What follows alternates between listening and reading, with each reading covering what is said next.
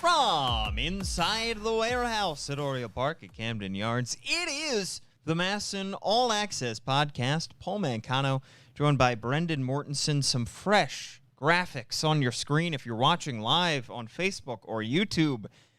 We have updated and improved our graphics package here to more reflect the television new graphics that began. We're only 4 months late on this. I think we got it. Yeah. It was a bit of a delayed rolled out, but we got here eventually. We got here, and that's right. Yeah, exactly. That's what matters.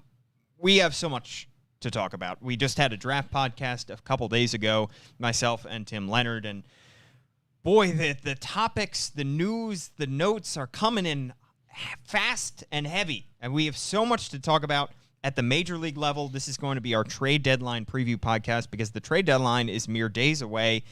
We're also going to talk about DL Hall, potentially. When could his call-up occur? We're going to talk about Terrin Vavra, who just made his MLB debut. But first off, Brendan, softball. New softball league is starting up.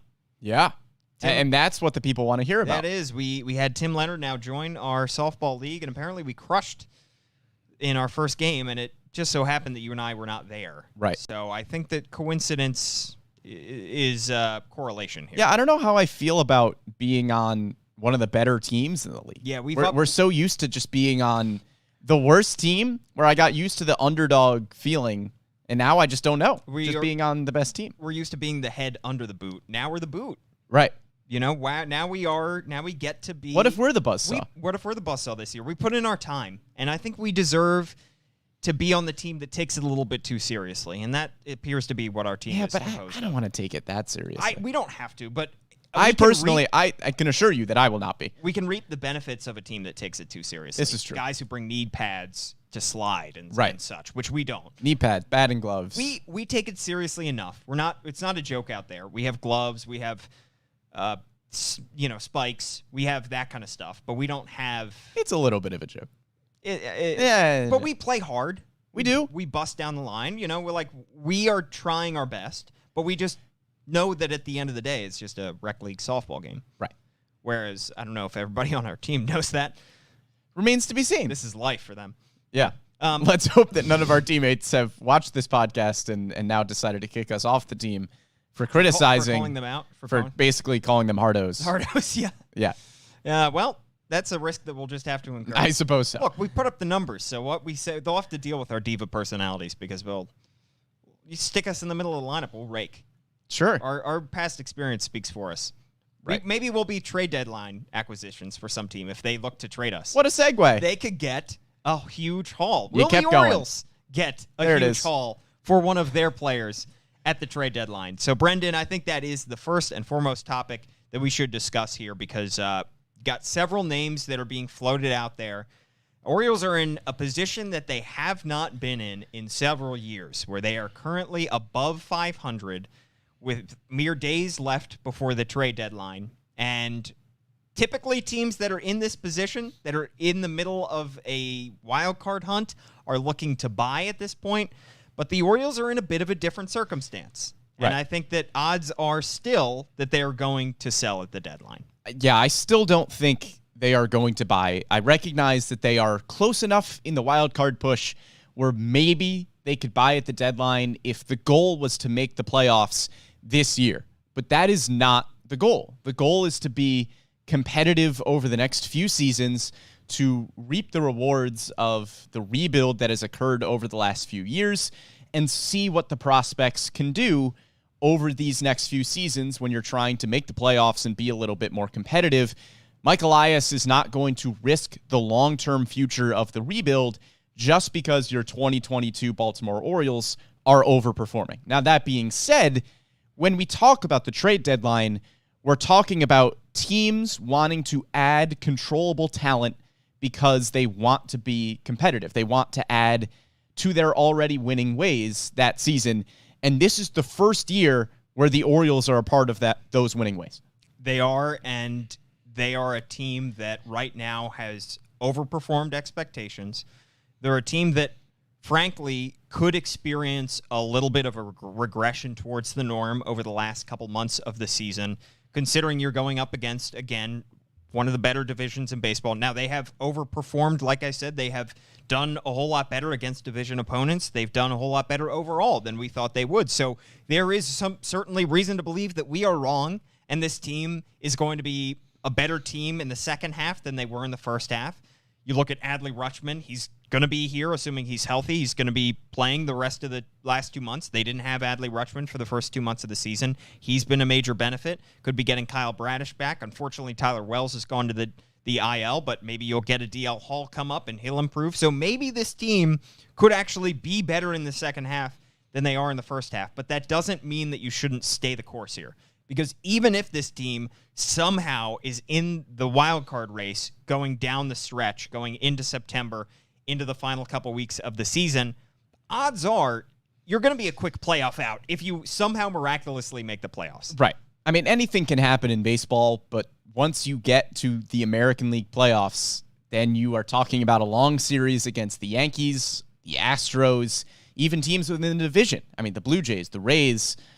There's a lot of good teams in the American League, and if the Orioles somehow squeak into the playoffs here, it's probably not going to be a long run. Never say never, because it's baseball, and anything can happen in baseball. If a team gets hot at the right time, I just don't see it happening. Just because you get to the dance doesn't really mean that you kind of are amongst on equal footing with all the teams that are in the playoffs. This team as currently constructed is not built to win in October yet. Doesn't mean next year's team won't be. But the eye should be on next year's team and the year after that. However, if the Orioles find an appropriate move to get somebody who has very little major league experience but has already made his major league debut, somebody who is very early in the service time requirement, perhaps the Orioles could pull a trigger on somebody like that. But I just don't see them going out and acquiring a Luis Castillo, a Blake Snell, somebody who is already several years into their service time, is either close to or in the middle of arbitration, will be requiring a pay raise at some point soon, and will take prospects to acquire. I could see the Orioles trying to make maybe a sneaky buy, like you said. Somebody who isn't going to cost a lot of prospects, and as you mentioned, is controllable, has maybe just started their service time in the majors, and is on a non-competitive team. It won't be a big splash by any means. I mean, you could look around the league. The one name that I thought of that would probably cost a little bit too much, Tarik Skubal. I mean, the Tigers have said that he is available via trade, which is kind of ridiculous, but he's 25 years old. So if the Orioles wanted to go after somebody who is available like that, I mean, that would probably be a relatively big splash because Skubal's had a good year. He would be kind of expensive. But I think if you're going after somebody, and if you think that the Orioles might buy at the deadline, Skubal is a name that would make sense because of how young he is, and he could be a fixture in this rotation for multiple years. And I think that pitcher is certainly a position that they could target. They could target any number of positions as well, because I think that they could upgrade around the edges, because they're not going to go out and get somebody who's going to block a Jordan Westberg or a Gunnar Henderson at shortstop or third, per se. They're not going to go out and get a center fielder or anything like that, but they could improve upon the rotation. Pretty much no matter how many pitchers you have in your rotation, you could use some improvements, and the Orioles certainly will have some open spots in the rotation, especially with Tyler Wells going down in the short term. Yeah, Skubal, I just didn't know too much about him, but he's not a free agent until 2027. So incredibly, considering that's a name I've heard for several years now, I thought that he did not have as many years of team control, but he does. So that's somebody that perhaps they could target.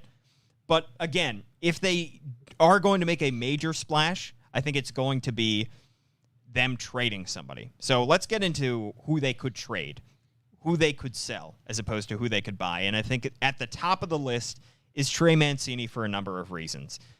And it starts with the fact that he's 30 years old. Second off, he is an impending free agent. And finally, the Orioles have a first baseman of the future in Ryan Mountcastle. There are three factors working against Trey Mancini, unfortunately, at this deadline. And as much as we love Trey, love covering Trey, I know Baltimore fans have loved having him here and being a representative for their team in so many ways, following his story going through stage 3 colon cancer. This is one of those instances where you don't want to remove emotion entirely, but you have to make the best baseball move here. Right. And you mentioned that he was an impending free agent. That's an assumption based on the fact that he has a mutual option for next year that more than likely will not get picked up, whether that's the Orioles not picking it up or Trey Mancini not picking it up. And from Mancini's perspective, Paul, I understand that the Orioles are overperforming, that they may be competitive here over the next few years. But Trey Mancini, like you mentioned, is 30 years old. He has not really been a part of a competitive team in his career. He's been in this rebuild now for a while. He was in debut in 2016. Early on in his career, he was a part of those competitive Orioles teams. But since then, he has been a part of the rebuild. And if you're Trey Mancini and you have an opportunity, whether it's at the deadline or in the offseason, to go to a competitive team that has a chance to give you a starting job, that's probably a chance that he wants to take. And going into free agency, assuming that one of the two sides will not pick up the option, whether he's in Baltimore or elsewhere, because those mutual options tend not to get picked up by both parties. Trey said it before the season. It's just, it takes two to tango here, and it's difficult to get two sides on the same page because either the player thinks he's worth more or the team thinks he's worth less, and the two sides tend to not pick up the mutual option. So assuming he heads into free agency, think about it this way.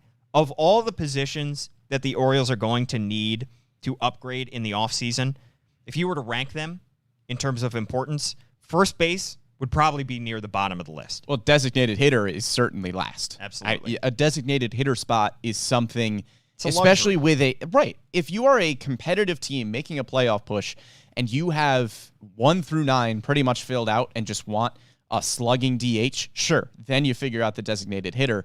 But for a team like the Orioles, especially in this phase of the rebuild, when you are trying to get prospects at bats, we're seeing it right now with Terrin Vavra, who hasn't even played yet because he just doesn't really have a spot because guys like Ramon Arias are playing really well. A DH spot is pretty valuable for this team right now. Kyle Stowers is still in AAA. Yeah. If the Orioles had an everyday, even a DH spot, I know realistically you want Stowers to start in the outfield, but heck, if you just trade Trey Mancini, you could make Anthony Santander your permanent DH, and then Kyle Stowers all of a sudden has an everyday role in right field. And especially a team with a good hitting catcher like the Orioles have in Adley Rutschman. Want to keep him in the lineup. You want to keep him in the lineup when you want to save his legs and not have him behind the plate. I think a DH spot is hugely valuable to have an open spot there. You also have Adley, who can play first base. You have Tyler Nevin, who can play first base. You have Mountcastle, who is solidified as your first baseman going forward. You have guys that can play that position to the point where if you are going to sign somebody in the offseason for any position, you're going to look at pitcher, you're going to look perhaps at another stopgap in the infield, whether that's second base if you don't believe Vavra is fully ready to take over and you want to have Westberg and Henderson at shortstop or third. You are not looking at first base as a position of need. So the Orioles, in all likelihood, if you were to remove emotion and remove Trey Mancini's history, and I know that's difficult to do, as it should be, because he was made a serious impact in this community and in this city over the last several years, remove all of that and look at Trey Mancini as a free agent, the Orioles would not have interest in him in the winter of 2022 to 2023. But the reality is, you really can't remove the emotion with Trey Mancini, and realistically, especially given his recent slump, you're probably not going to get a fantastic prospect in return for Trey Mancini. There have been rumors that maybe he'll get paired with a reliever like Dylan Tate, and you would get a better return in that scenario. But Trey Mancini on his own, I mean, he's had a pretty good season, but only has 9 home runs on the year. The Mets have been linked to him a lot. They just traded for Daniel Vogelbach, so you don't really know what the Mets are thinking in terms of a Trey Mancini trade. He's not going to command a ton, right? And it's going to be a really hard pill to swallow, I think, when you are trading Trey Mancini, who means so much to this team and so much to this city, and you're probably going to get a lottery ticket in terms of a prospect, and that's a tough pill to swallow. It is. You could get maybe a couple low-level prospects, maybe somebody in the top 30 of a farm system. I know you've concocted some trades that you think might I had work. a potential Mets trade for Junior Santos, who is the Mets' 16th ranked prospect, which is a little lofty, but the Mets' top 30 is not fantastic. But again, he's a lottery ticket. He's a 20-year-old pitcher at high A. He has a 60-grade fastball. It's just somebody that you take a chance on as maybe rotation level potential, but you don't really know. And so it's hard to give up Trey Mancini for that, which I completely understand. And as we are talking about the fact that it makes sense to trade Trey Mancini, we would be remiss if we didn't acknowledge the fact that this is going to be tough if he is dealt. So trading him, in theory, gives you something before he could walk. At least you get something from him, right, assuming he's going to enter free agency and look for a starting job, as he should somewhere else. You should be a starting first baseman on some team, but potentially a contending team. So the pro is you are getting something, but is the return worth it? And that's what Mike Elias has to consider, because the cons are you're going to take a hit in PR. Let's be honest. I mean, team fans have grown accustomed to having Trey Mancini be in Baltimore and be a great representative for this organization. And you are taking a leader out of that clubhouse. As much as leadership, I think, in the clubhouse can be overrated at times in baseball, there's no denying that Trey Mancini has been a vocal leader, has been somebody who has helped young players get along. He has truly embraced the role of being a leader in that clubhouse, which isn't always easy to find. We've seen guys fail in that role over the last few years in Baltimore and other cities. So for Trey to truly be a guy who helps young players come along, that's something that the other players appreciate. But I do think they also understand that baseball's a business, and that if Trey Mancini is traded, it's because there is not enough room for him on the diamond, and the team wants to get something for him before he enters free agency. And among the other players that we are going to talk about as players who could potentially get dealt, Mancini is really the only one that doesn't really line up with the rebuild. Yeah. I mean, we're going to talk about guys like Jorge Lopez, even Anthony Santander, but Trey Mancini just doesn't line up as well as those guys do in terms of being competitive over the next few years. And I think when you're looking at the possible benefits of trading Trey Mancini, yes, the prospect that they get in return in a trade is probably not going to be the best prospect in the world. It might be a lottery ticket. However, you also have to look at the value of the spot that Trey Mancini opens up. He is providing you with value in that current spot, but if you trade Trey Mancini, like I briefly mentioned before, Kyle Stowers is probably promoted at that point, because you could realistically either DH Stowers, DH Anthony Santander if he's not dealt, and Stowers all of a sudden has a clear opportunity to get playing time, which he deserves. I mean, he has an OPS close to 900 in AAA. We saw him very briefly in Toronto, but Kyle Stowers deserves a shot as well. And he is one of the Orioles' better prospects, and you would like to see what he can do in more of an everyday role. And I think as long as a Trey Mancini or an Anthony Santander are on this team, Kyle Stowers probably doesn't get that opportunity. It's a good transition into Anthony Santander, because Santander is probably the next name that I would mention as potential trade pieces. However, it's a different case slightly, because Santander has a few more years of control, and he's 3 years younger. He's 27 years old right now, isn't a free agent until after the 2024 season. So he's got a year and a half right now of control for the Orioles.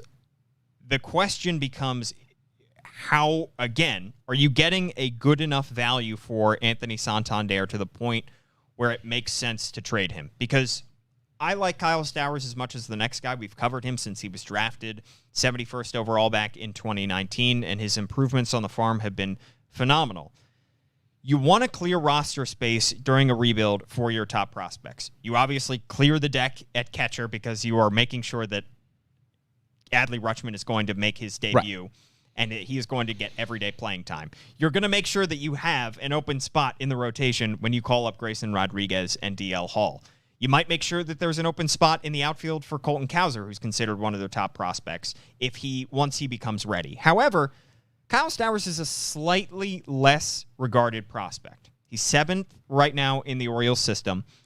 And do you really want to clear the deck for somebody who is not a top 100 prospect and could very well be good, and you can have the highest of expectations for him, but in a much more likely scenario, provides you about as much offense at the major league level as Anthony Santander is providing you now, albeit with maybe slightly better defense in a corner outfield? Yeah, we both really like Kyle Stowers. It would be very bold of us to assume that if Anthony Santander is traded, Kyle Stowers is an immediate replacement who provides you with the same value at the major league level as Anthony Santander. Yeah. I mean, Santander is a quality switch hitting outfielder with an OPS around 750. He's fine defensively in right field. He's not great.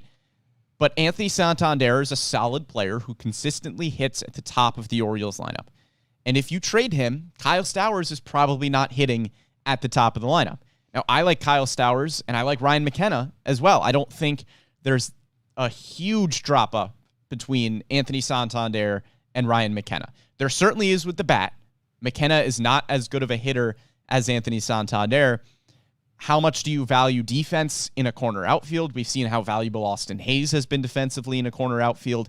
So if you want to make that argument, then Ryan McKenna is a much better defender than Anthony Santander would be in a corner outfield, but that's not really what you're looking for in a right fielder. So when you're talking about Anthony Santander, I do think the conversation boils down to, A, how much can you realistically get for him, which is probably not a ton, and B, how big is the drop-off between Santander and Kyle Stowers? And I know that we've said we're not looking for this year in particular. We're looking ahead to 2023 and 2024. But if you trade Trey Mancini and you trade Anthony Santander, there goes two of the bigger hitters right from the middle of your lineup. And yes, Ryan McKenna provides an upgrade defensively in right field. But like you said, Brendan, you're looking for a little bit more offense than what Ryan McKenna's given for you from a right fielder. And especially if you're going to remove your power-hitting first baseman, yes, you're not building for the October 2022, but boy, is that going to make this offense a lot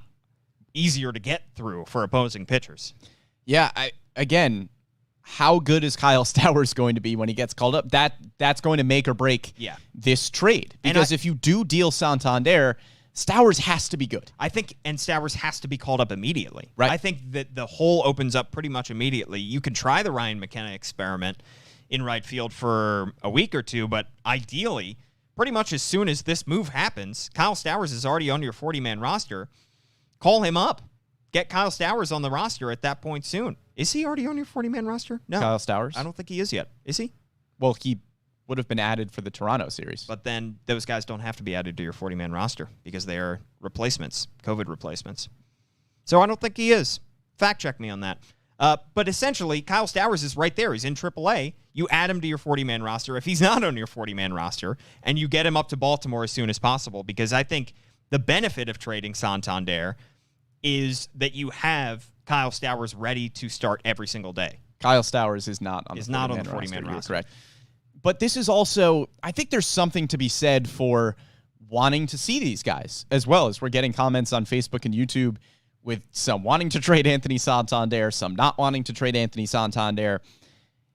If you're not trading him at this deadline, I'll pose this question to you, Paul. If you're not trading Santander at this trade deadline, do you keep Kyle Stowers at AAA for the entire year? Because if you don't trade Santander, maybe you trade Mancini, in which case Stowers gets promoted anyway, maybe. Yeah. You start him in right field, you DH Anthony Santander if you end up keeping him. But if Santander does not get dealt, is there a scenario where Kyle Stowers just stays in AAA? I don't think that would be the end of the world if they had to do that, because he's still only 24, 25 years old. No, but he's putting up fabulous numbers. He is. You could debut him opening day next year if you trade Santander in the offseason. But I agree it would be better to have him up here now because there's little for him to prove right now in AAA Norfolk.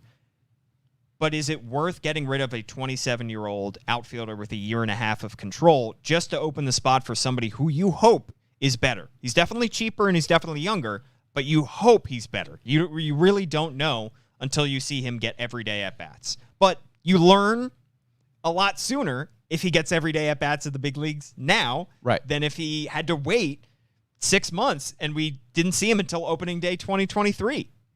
So that is an added benefit to having Kyle Stowers. But like you said, Brendan, it's going to be interesting if they do trade Mancini, how comfortable they are in DHing Santander and just bringing up Stowers and sticking him in right field. And that could limit Santander's trade value if they intend to trade him in a few months at the trade deadline. We've seen the Orioles stick Trey Mancini in the outfield for large part because they want to prove to other teams that he can still play in the outfield, and that increases his trade value. You're now decreasing Santander's trade value if you DH him the rest of the season in order to give Kyle Stowers everyday starts in right field.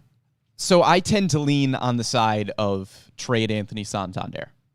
You trade both Mancini and Santander. As to what you would do, not as to what I would do. Right.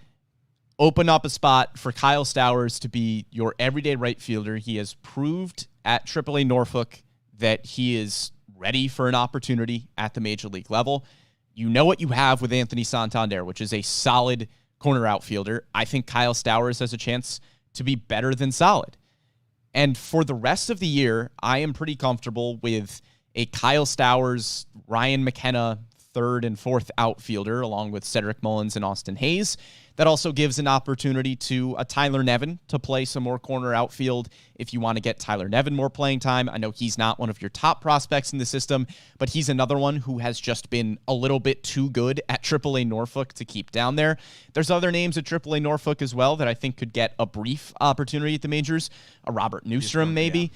Not that you would trade Anthony Santander to give Robert Newstrom an opportunity, but the point being, if you want to trade Mancini and Santander, get some decent prospects in return, I think it is an appropriate time to see what you have in Stowers, McKenna in bigger roles. The only thing is you have to get fair value. I would also make the point on Newstrom. Yeah, I mean, we definitely had slightly higher expectations for him coming into this season, but he's putting up roughly the same production at AAA that Santander is putting up at the big leagues right now. Yeah, so you wouldn't trade Santander for Robert Newstrom. Right. But the point being that it could open up some opportunities down the road, absolutely. But you don't want to force this trade. I said this, I guess, a couple months ago when we were talking about this as well, but you don't want to force a trade where you are not getting fair value for Anthony Santander simply because you want to open up a spot for Kyle Stowers. So if you're not getting a prospect that I would say is, it's an arbitrary cutoff line, but say is 20th or better in a team's farm system, it's just not worth trading a 27-year-old switch-hitting, power-hitting outfielder who leads your team in home runs right now. This is not a team that is bashing a whole lot of homers, and Anthony Santander is leading the way right now. So it's not worth it if you're not getting a good enough return, just with the hope that Kyle Stowers is ready. And it's a problem that, frankly, I don't think the Orioles expected to have. I'm sure that they thought it was a possibility, but the idea that Austin Hayes, Cedric Mullins, and Anthony Santander would all be healthy at this point in the season for the vast majority of the season, I think is something that they were not fully expecting, because all three of those guys, especially Hayes and Santander, have struggled with injuries for the past. Mullins, not so much. That's probably unfair. He's been very healthy. But Hayes and Santander, both of your corner outfielders, have struggled with injuries over the past few years. I think they assumed, or at least were expecting, maybe one of these guys would miss time and you would get to see Kyle Stowers at some point soon. Not that you hope anybody goes down with injury, but it would naturally open up a roster spot that simply never opened. I will say, I think these are the only two players on the Orioles that make somewhat sense to trade, and I think trading Trey Mancini makes way more sense than trading Anthony Santander. I also think perhaps we overrated slightly the Orioles' outfield depth in the minor league system. I know that they have Kyle Stowers who's ready to go, but Yusniel Diaz at this point is barely hanging on to the top 30 and might not be there for very much longer, may never make his MLB debut. Robert Newstrom at this point has not shown enough to deserve could get a call up, and he's in kind of watery territory right now going into the last couple months of the season.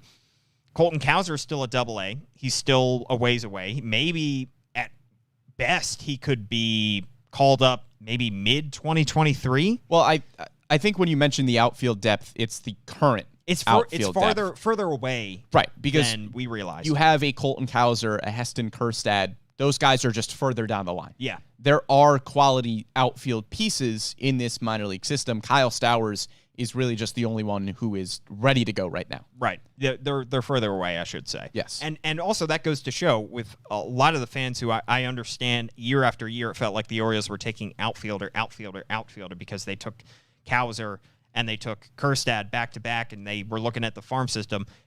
depth can disappear, and reappear at any position in a matter of months, because they were looking at the system and saying, well, Yusniel Diaz is going to be your outfielder of the future. You already have these guys who were locked in, and just like that, the depth widows down a whole lot more. So they have some guys, Dylan Beavers also, that they just drafted, so some guys that they have high hopes for, but they're a ways away, I would say.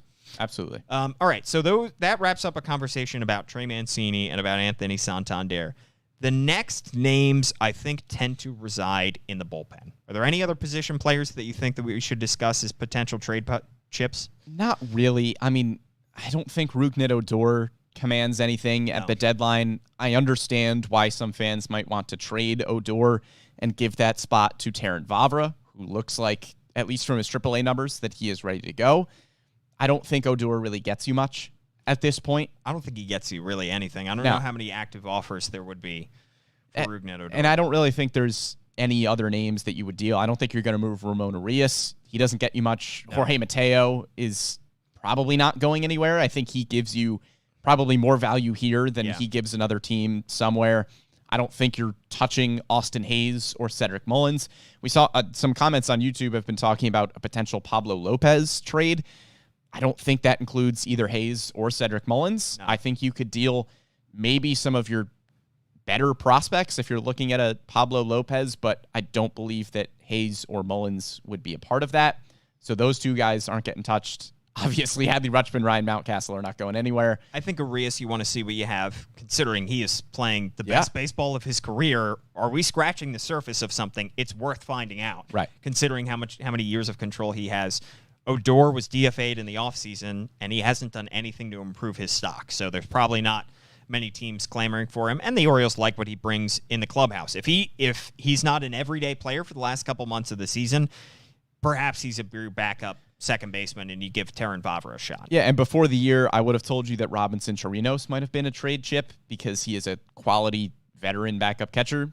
He has not played very well this year. And the Orioles have next to no catcher depth. Right. Beyond. They're not going to call up a Brett Cumberland. Right. So I don't think Chirinos provides much value at the deadline. So let's get to the relievers then, and it starts with Jorge Lopez, who is on the older side when it comes to this bullpen.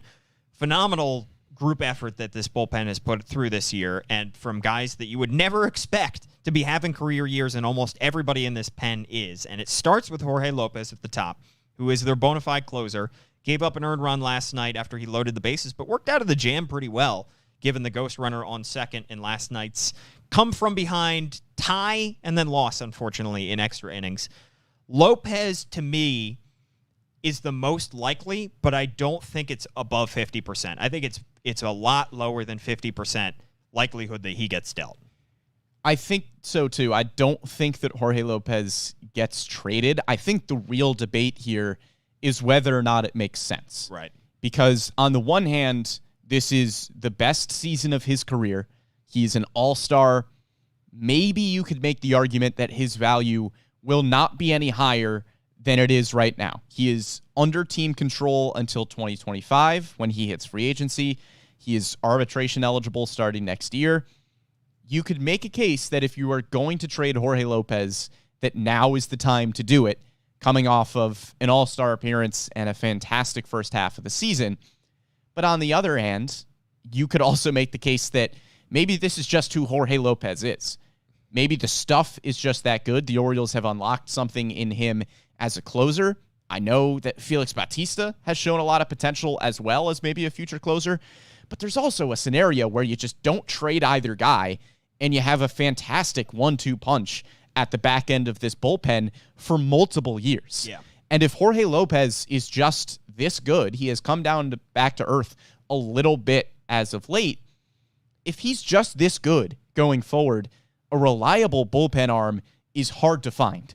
And so why would you trade one that is under team control for the next 2.5 years? Yeah, and I think it's worth mentioning that the Orioles at this point last year did not trade Paul Fry, did not trade Tanner Scott. They didn't move those guys until this season started when they realized they had better options. They had offers on the table to trade those guys, but they thought, like you said, Brendan, those players are hard to find. When you get those guys, we've seen the Orioles struggle so much with finding consistent bullpen arms during the first several years of this rebuild. And now that you have several, why not keep rolling with it? Especially if you want to win in 2023, you want guys out of the bullpen that can close out some wins. And I think this team will want to win in 2023. Whether or not they finish the season above 500 in 2022, I think the eyeing 2023 is we're going to be several games above 500. We're going to be in the wild card race, at least until the very end of the season.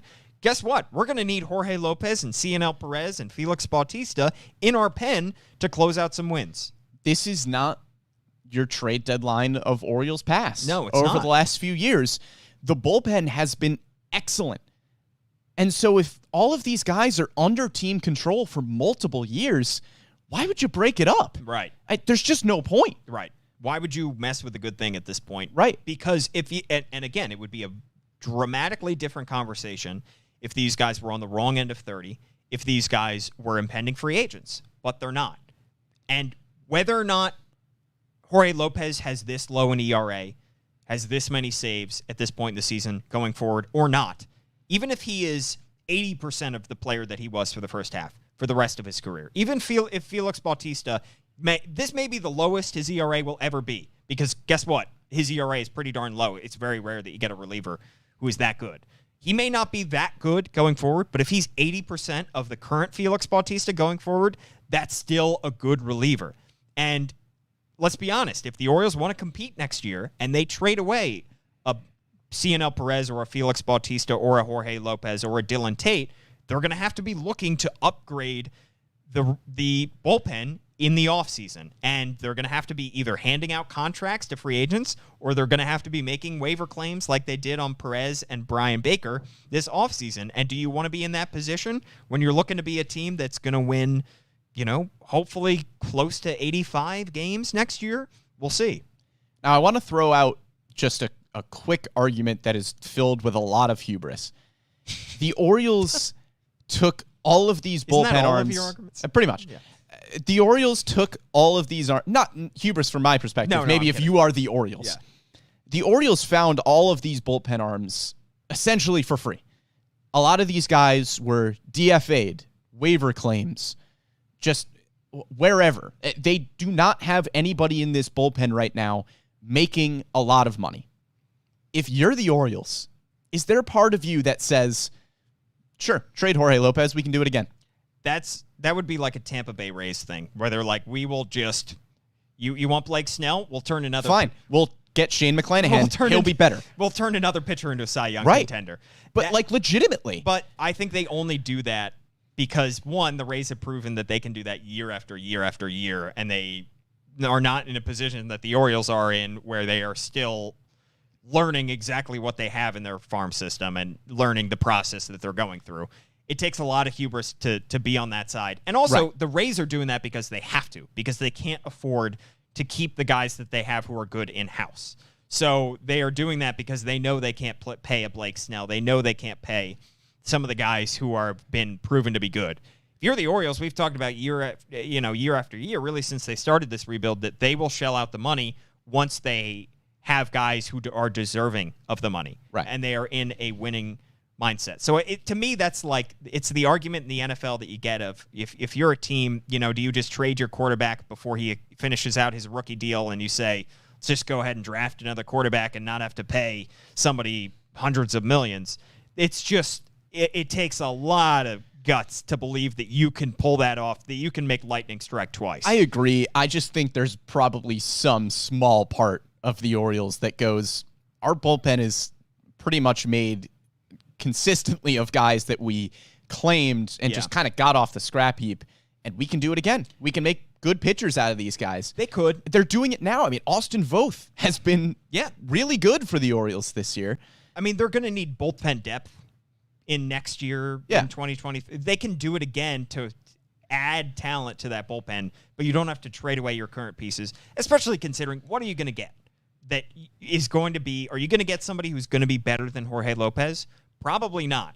And when you have somebody who is on the right side of 30 who is controllable, that's probably not worth it. I agree. I was just throwing out the argument for argument's sake. It's a good argument.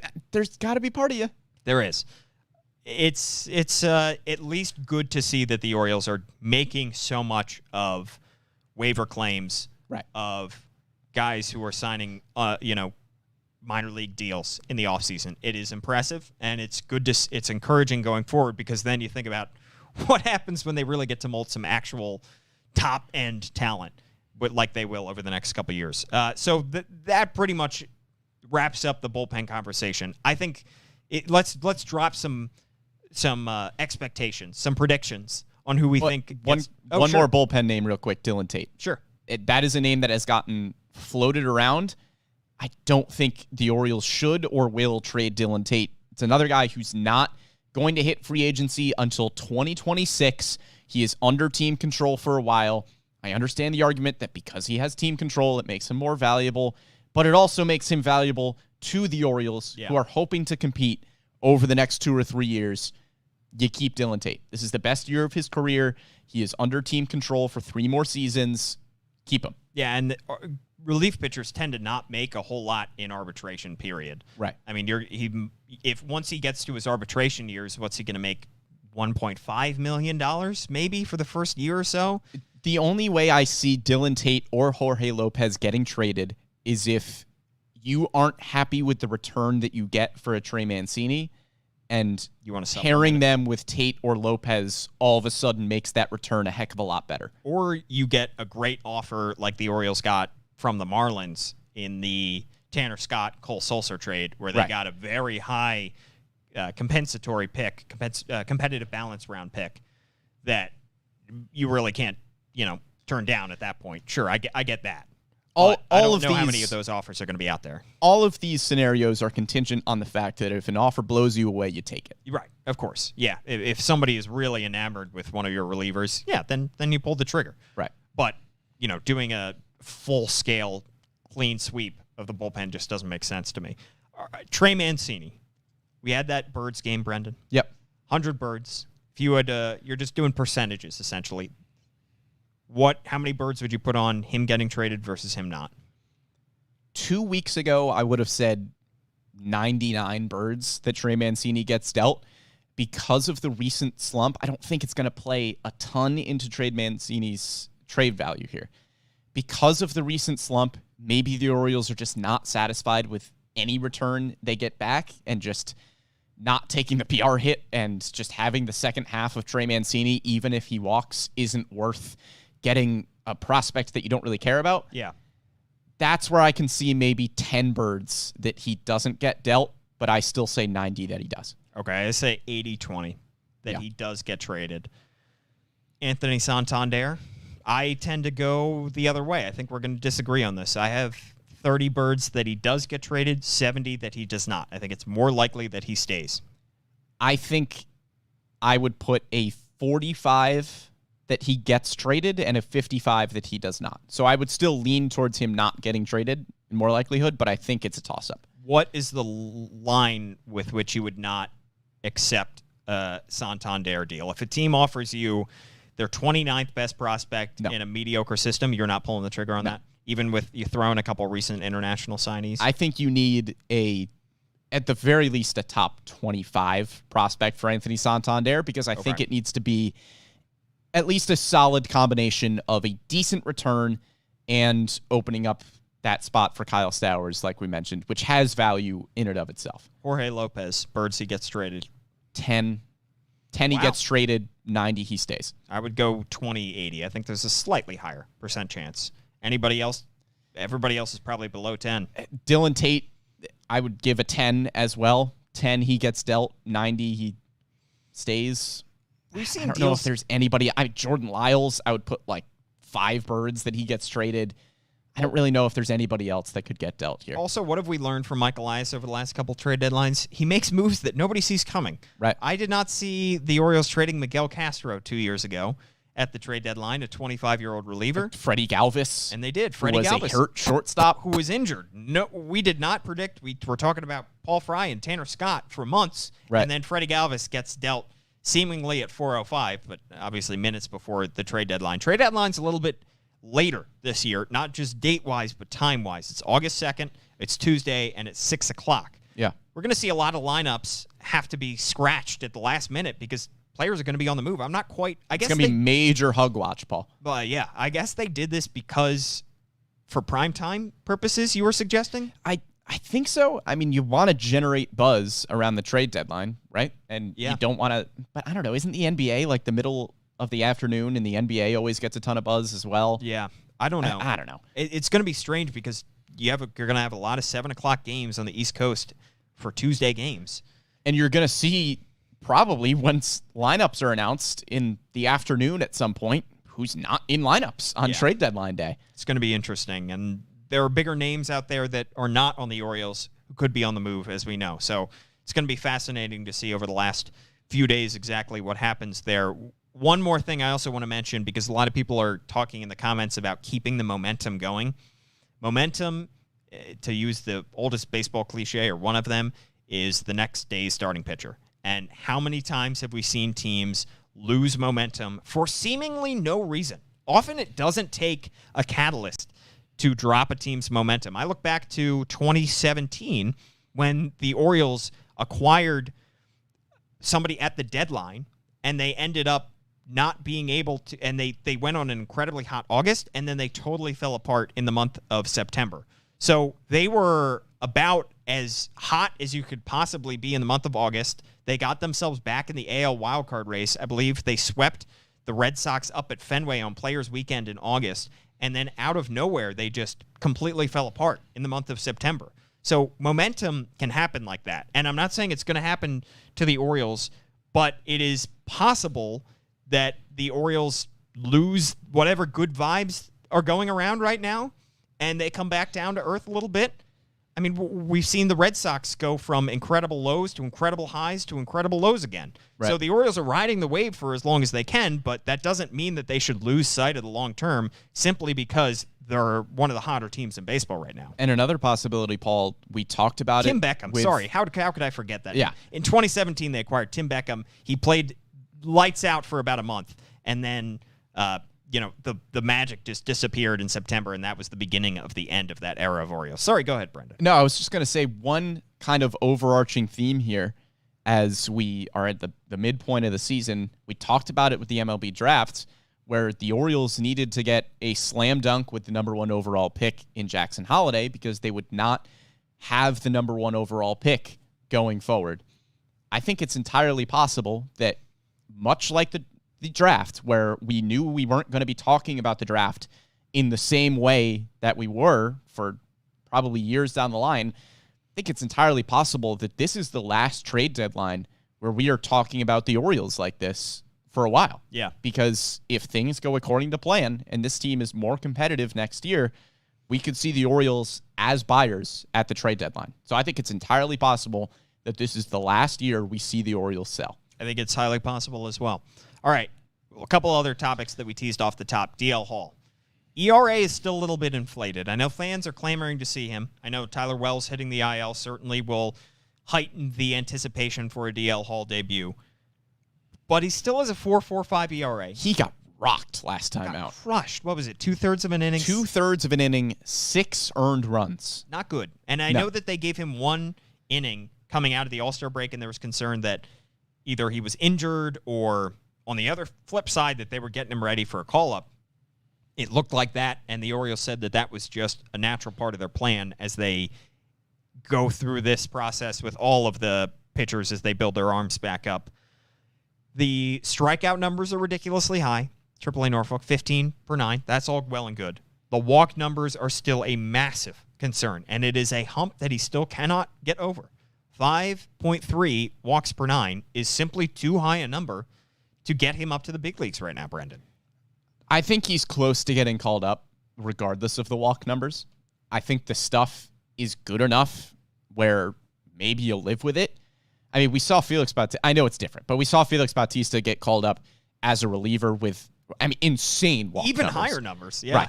So it's possible that the Orioles are just going, okay, we can figure out the walk numbers, but I think there is a discrepancy between how fans are viewing DL Hall's readiness for the big leagues and how the Orioles are viewing it. Yes. The stuff is there.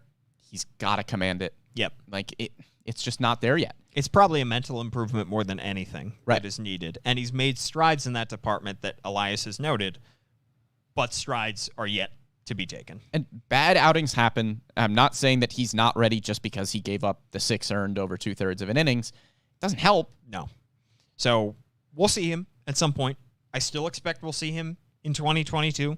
Could be mid to late August. Could be beginning of September. Remember, the season goes a little bit later this year into the beginning of October. So we could see him at some point. I just don't think it's going to be replacing Tyler Wells in the rotation or getting called up in the next week or so. I agree. Other topics that we teased, Terrin Vavra getting called up, not yet to play. Perhaps he will. We've got an afternoon game today. He's not in the lineup, but perhaps he could be a defensive replacement later on in the game.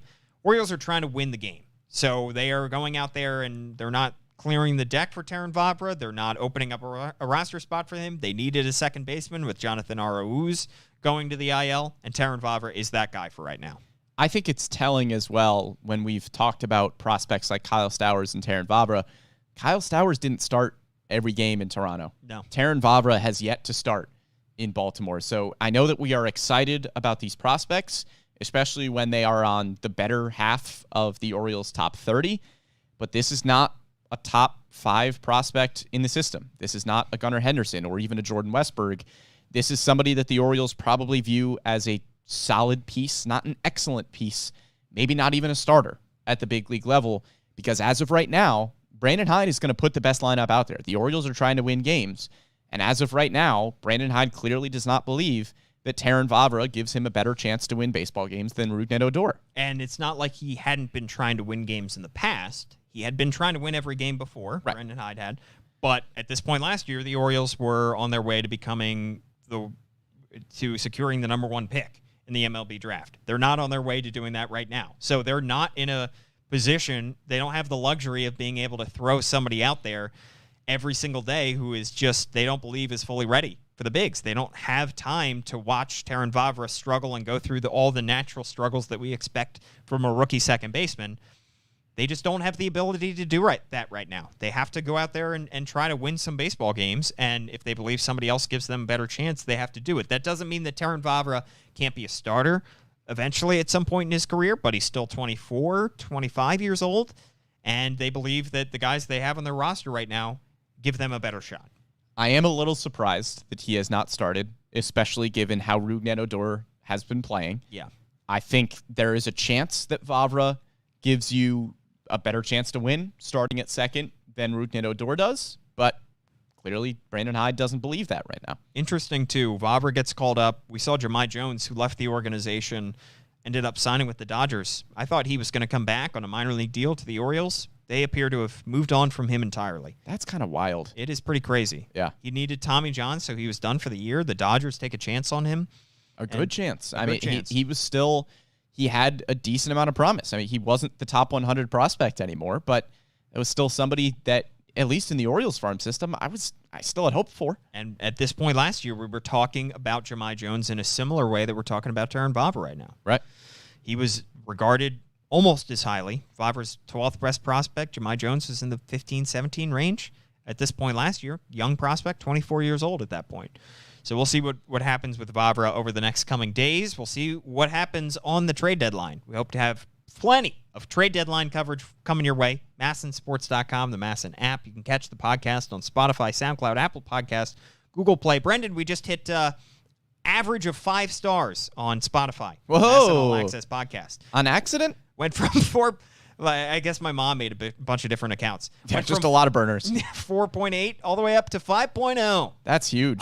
I say it's all Tim Leonard and his excellent draft Well, coverage. thank you for accidentally hitting the 5-star button. Exactly. We appreciate it. We appreciate it. Please give us 5 stars on all of your favorite podcast platforms. At Brendan Morty is Brendan's Twitter handle. I am at Paul Mancano. Thanks to Tim Leonard for producing this podcast, and we will see you soon. We'll have plenty of coverage as we inch closer to the trade deadline.